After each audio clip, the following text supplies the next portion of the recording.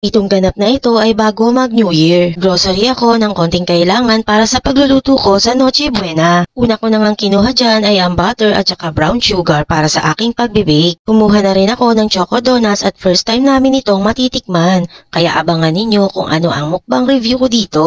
Kumuha na rin ako ng Champion Powder Detergent para sa aking paglalaba. Wala sila nung dark chocolate na hinahanap ko, kaya vanilla extract na lang ang aking kinuha. Kumuha na rin ako ng gatas at iba at all-purpose cream para sa aking pasta. Eto na nga, kumuha na ako ng UFC isang pack na may pasta at sauce na. Ito ang ginagamit ko parate na sauce spaghetti, ang UFC. Malinamnam at makrimi. UFC, baka naman. Kumuha na rin ako ng mga ibang ingredients na ilalagay ko sa aking pagluluto. Isa pang hindi ko makakalimutan ay kumuha na ako ng mga konting essential namin. Konti lang ang aking pinamili dito at pagkatapos ay nagbayad na rin ako.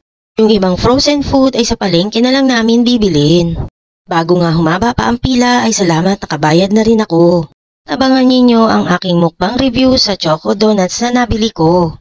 First time ko lang itong matitikman. Hanggang dito na lang muna. Thank you sa panonood.